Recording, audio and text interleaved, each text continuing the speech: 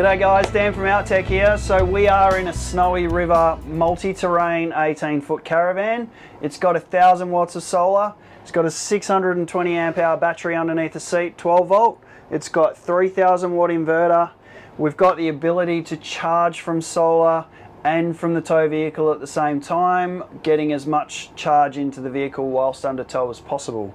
We've got tank monitoring, full Simarine package in the overhead cupboard, fully reticulated 240 volt to the standards. Turn your air conditioner on, turn your coffee machine on, turn your microwave on. Anything you want to do with this system you can run. This is one of our premium Outech OFFGrid packages. This is a couple's van, but this family actually has a little one that they'll be using the couch as the bed. So these guys actually started talking to us probably 6 to 9 months before they actually purchased their van.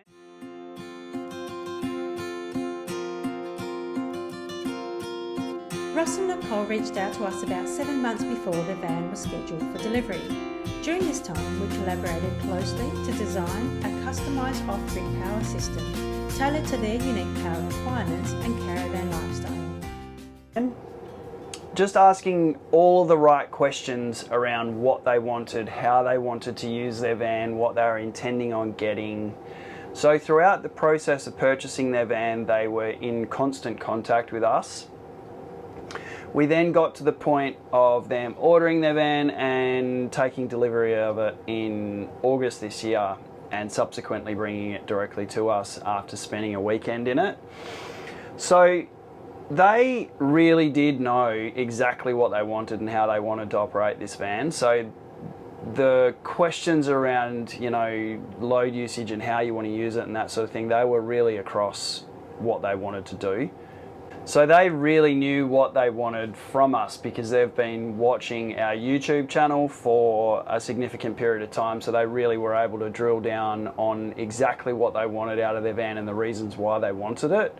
So they really wanted to stick with a Simarine package. So they wanted not to have their projector system incorporated into their van at all. So they asked us to completely remove the projector system from the van completely. So up in the overhead cupboard in this particular caravan, there's, from factory, they have the PM335,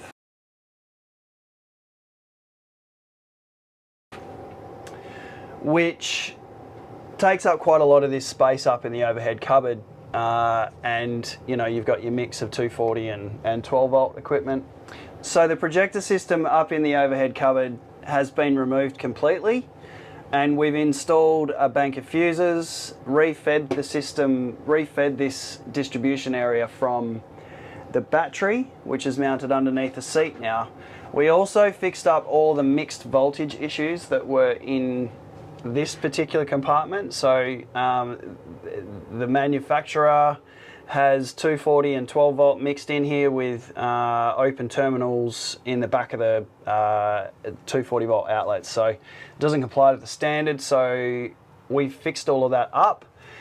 So we've boxed out inside here for 240 volt, and obviously 12 volt is separated from that now. So that's all completely fixed. These guys ordered this van with a compressor fridge. So this fridge has come from factory in this van, which this is a great little fridge, Thetford 2174 or something like that. They're good fridges. And this is the first time I've seen one of these particular air conditioners as well. So this is a My Coolman air conditioner. And the My Coolman air conditioner during the testing phase of this particular van has been amazing. It has used such little amount of energy in this particular van, has been insane. So I've had this air conditioner running 24/7 on this system, which I'll cover off the specs of the system in a minute, but this has been running 24/7. And some mornings I've been coming out to the van after the air conditioner's been on all night, and we've lost 20% of the battery, and that's it. So 80% in the morning, which obviously, as you can appreciate, doesn't take very long to recharge that. So this van has ended up with the roof completely lined with solar panels. So this is we've managed to get 1,000 watts of solar up there. So 3 200 watt panels and 4 100 watt panels on the front. So it's 1,000 watts of solar on the roof. They've got a 620 amp hour battery down here underneath the seat. And again, they really wanted to stick with the EnerDrive gear. So they've got a DC-DC charger, an EnerDrive 3000 watt combi down there. And we've installed the Victron MPPTs underneath the seat there. So this van also now has full tanking capability through Cymarine. So we've given them sensors onto the tanks, which they can monitor everything up in the overhead cupboard. So if we just take a bit of a look up here in the overhead cupboard, you can see here that this is where the projector unit would have lived. So we have the projector screen, which has been removed and replaced with a Cymarine screen, which we now have the ability to monitor battery monitoring functionality, including solar monitoring, car and portable solar, small power and lighting, which is all your 12 volt loads. We also have the ability to monitor our tanks. So they've got 2 tanks and a grey water tank. So 2 fresh water tanks and a grey water tank. Up on the other side of this cupboard here, you can see we've got our inverter charger controller. So again, nice and functional. All they have to do is open and close this cupboard door to be able to then operate their inverter. So the inverter is fully wired through the van. So 240 completely reticulated through the van. So as you can see up here, the microwave is on, the air conditioner is running, and we are running on battery, which you can see up here on the inverter charger. You can see that the little status light there is amber, indicating that we are on battery. At the moment, we're drawing no 0.06 of a kilowatt, so not a lot. So the air conditioner's on, and what are we drawing? People are really interested in that, so let's go through that just very briefly. So the air conditioner's running, and we're not drawing much load, so we're drawing 60 watts essentially from the system. But please bear in mind that with air conditioners, as I always say, air conditioners are very hard to determine how much load they're going to consume, because it is completely variable for ambient temperatures and humidities and all that sort of stuff, sunlight. So it's not, you can see I've got a jumper on at the moment, so it's not hot today. It has been lovely spring weather over the last few days. Unfortunately today it's raining for pickup for the clients, but we've had some amazing weather this week. It's the first real sign of summer coming for us. So we've had probably mid to high 20s, and we've been running this air conditioner, as you can see here, on 22. So I've been running the air conditioner full time at 22 and not putting it on to eco mode, which this air conditioner does have that functionality as well. So you can run this on eco mode. But at the moment it's running and drawing 60 watts. So it's not doing much at all. You might hear it kick in a minute. Up here in the overhead cupboard, we'll just scroll back to the battery monitoring page. You can see here the battery's full, and we're not putting in much from solar because the battery's full. So if I turn the air conditioner down now, we'll get it down to 16 degrees and we'll get it working hard. You'll see the change in solar and various other aspects of the battery monitoring there as it ramps up. So we're now drawing 140 watts. So it's progressively winding itself up. You can see the numbers on the screen there from the Cymarine are changing as we go. So 350 watts now. So as you can see with the air conditioner, it's super efficient. It doesn't draw a lot.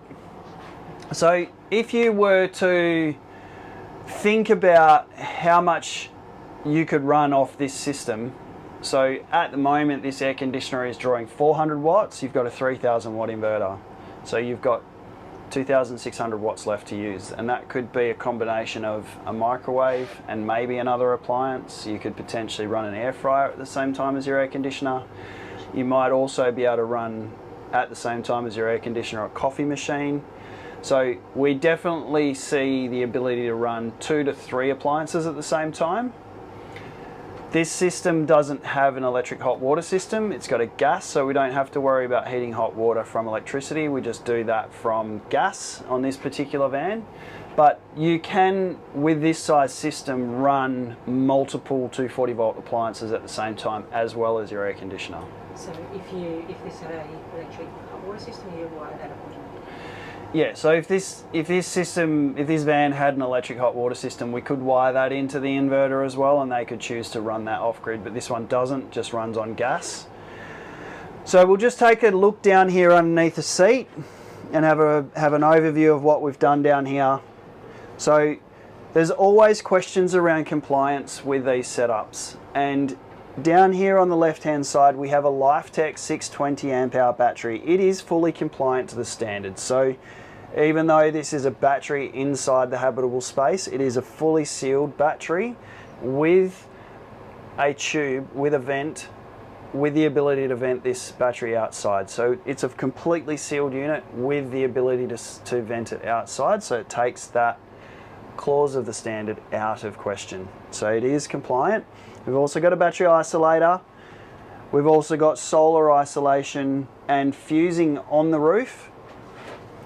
And we've also got our inverter fuse and our battery monitor nice and close to the battery. So these are all requirements of the standard that are important to understand. So when we get questions around compliance and how we make these things compliant, this is one aspect of what we do. There are particular clauses in the standard which determine how far away your battery monitor can be from your battery, and the separation from the habitable space for your battery, and isolation of your battery, and isolation of your solar, and how you do your solar and all that sort of stuff. We take care of all of that when it comes to running these systems in these caravans. So they are fully compliant. You do get an electrical safety certificate at the end of the job. So that covers this job from start to finish. It's a very, very usable system for this size van. So this is awesome for this size van. These Snowies are actually pretty good to work on from the perspective of being able to modify them. So if you do have a Snowy, don't be too concerned that you might not be able to do these types of modifications post delivery. They're very workable. As you can see, we've not got any wires on the walls. There's no cabling going anywhere. It's all hidden throughout the system. So you can see that we've kept this thing nice and neat. It looks factory, and obviously you've ended up with a massive system underneath the seat here. Anyway, we'll wrap it up there. Cheers guys, see you in the next one.